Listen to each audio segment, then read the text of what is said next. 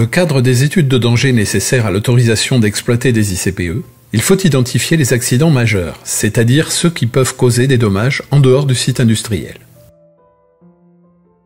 Pour ce faire, on commence par mener une analyse de l'installation, pour connaître les systèmes qui la composent. On va ensuite déterminer des scénarios d'accidents qui pourraient survenir sur ces systèmes en identifiant les phénomènes dangereux possibles et les différentes causes ou événements initiateurs menant à ces phénomènes. Un scénario est un enchaînement d'événements qui part d'un événement initiateur et qui, par le biais d'un événement redouté central, conduit à un phénomène dangereux. Le phénomène dangereux produit des effets sur l'environnement du site industriel qui aboutissent à l'accident. La combinaison des scénarios accidentels peut être résumée dans un schéma comme celui-ci, qui est appelé nœud papillon. Les événements initiateurs peuvent être de plusieurs types. Extérieurs au site industriel, ils peuvent avoir des causes d'origine naturelle, inondations, tremblements de terre, ou être liés à l'activité humaine, chute d'avion, accident majeur sur un site voisin. Quand ils sont internes au site, ils peuvent provenir de dérives propres au système étudié. Défaillance d'une régulation de pression, comportement inapproprié d'un opérateur, corrosion, ou d'événements externes au système, choc par engin de travaux, effet domino interne au site. L'étude de danger doit déterminer, entre autres, la probabilité de chaque accident majeur. On peut évaluer cette probabilité en utilisant deux méthodes.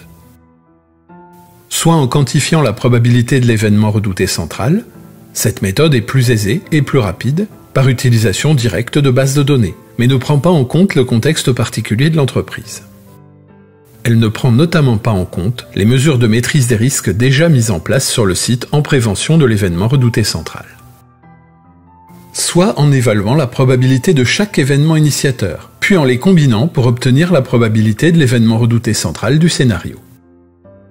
Cette méthode est plus longue, car elle nécessite d'évaluer tous les événements initiateurs, mais elle donne des résultats plus fidèles à la réalité et qui prennent en compte les spécificités du site, notamment les mesures de maîtrise des risques en prévention de l'événement redouté central.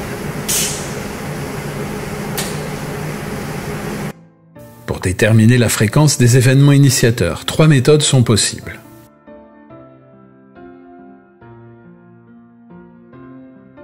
L'approche qualitative se traduit par une estimation des fréquences réalisée sans faire intervenir de valeur ni de calcul. Elle conduit à des appréciations du type événement probable, événement très improbable, etc. Elle se base principalement sur le retour d'expérience. L'approche semi-quantitative, où chaque événement initiateur est situé dans une classe de fréquence d'occurrence, par exemple l'intervalle 10-3, 10-2. Sur la base du retour d'expérience du site ou du groupe de travail qui réalise l'analyse, ou encore sur l'utilisation de bases de données adaptées aux besoins du site. L'approche quantitative, où des données précises sont utilisées en se basant sur des valeurs issues du retour d'expérience quantifié de l'entreprise ou de la branche, ou sur des bases de données génériques reconnues, perte de confinement sur des équipements, défaillance de capteurs, etc. Les paramètres de fonctionnement du site sont également pris en compte de manière précise. Durée de fonctionnement, nombre d'équipements en service, etc.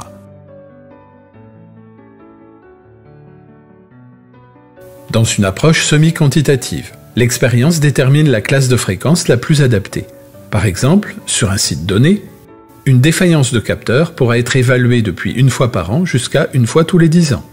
Une erreur d'opérateur pourra être évaluée à une fois toutes les 100 opérations. Si l'opération a lieu moins de 100 fois par an, on calcule le nombre d'années correspondant. L'appréciation de la classe par le groupe de travail sera réalisable facilement sur les événements pouvant survenir dans la vie de l'installation. L'évaluation d'événements plus rares pourra faire appel à des avis d'experts. Elle pourra aussi être issue d'autres études, comme la fréquence des effets domino. Dans les approches quantitatives, le choix et l'utilisation des données influent fortement sur la qualité des résultats. La donnée doit être adaptée à l'installation étudiée. Par exemple, une pompe centrifuge simple aura une fréquence de fuite plus importante qu'une pompe à rotor noyé. Une tuyauterie de gros diamètre aura une fréquence de perte de confinement plus faible qu'une tuyauterie de petit diamètre. Une capacité sous pression aura une fréquence de fuite plus faible qu'un réservoir atmosphérique. La donnée utilisée dans la base doit donc correspondre au système étudié. Cette donnée peut être pondérée de manière pertinente. Si un équipement est utilisé seulement une fraction du temps, cela pourra justifier une décote de la fréquence annuelle de perte de confinement qui serait donnée dans une base. pour une évaluation quantitative. On pourra par exemple utiliser le guide du RIVM néerlandais, Reference Manual Behavior Risk Assessments, ou le Failure Handbook qui constitue la base de travail en Belgique, ou d'autres sources. Toutes ces bases ont été étudiées dans le rapport INERIS, Panorama des sources de données utilisées dans le domaine de l'analyse des risques, du 20 décembre 2012. Certains événements, comme par exemple les événements d'origine naturelle, vent extrême, séisme, ne seront pas évalués en probabilité.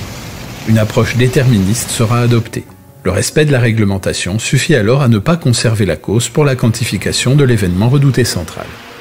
D'autres causes, par exemple chute d'avion, pourront être écartées si le site est à une distance suffisamment éloignée de tout aéroport, aérodrome ou route aérienne. Les conditions d'exclusion de tels événements initiateurs sont précisées dans la circulaire du 10 mai 2010.